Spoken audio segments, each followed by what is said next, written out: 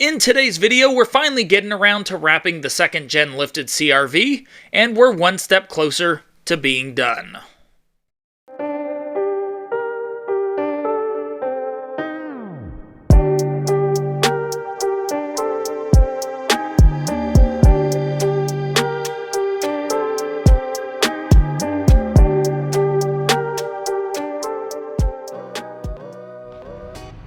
Welcome back, JDM fam. Today we're going to be wrapping the 2nd gen lifted Honda CRV in some Nardo Gray.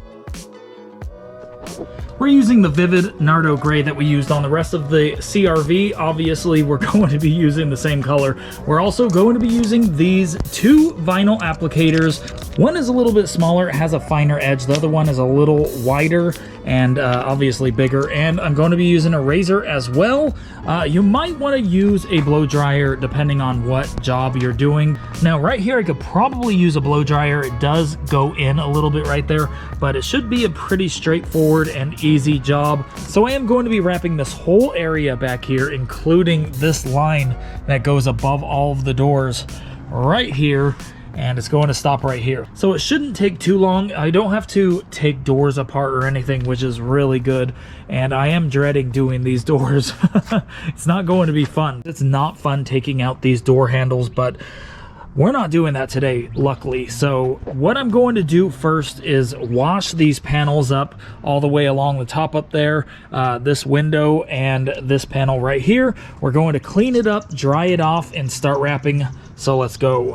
So I washed the CRV and moved into the shade. Basically, I did not want to be staring straight at the sun the entire time, which is how it was positioned over in the driveway. So over here, I should be able to see a lot better, not have to wear sunglasses and stare at the sun, which would be amazing. So you can see that the paint is clean and it's ready to wrap. I'm going to show you guys really quick what I'm going to do over here. Now, this piece is a leftover piece I had from another panel. I am going to use this piece right over here, and I'm going to cut it off somewhere up there. Now, I could have used a really big piece over here and just cut it off, but this is a spare piece I was just going to throw away, so might as well use it. So I'm going to show you guys what I did on the other side, because I used the same method on the other side. Now, let me show you guys what I'm talking about. This is the panel I'm about to wrap right now. It is completely wrapped. It looks really good on the driver's side.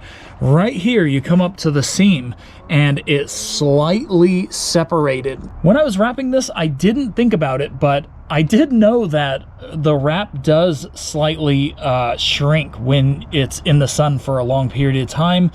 You could see that it did separate a little bit right here. So I might overlap it just a little bit on the other side. You could see that it is barely separated, but if you look from far away, you really can't tell unless you really pay attention.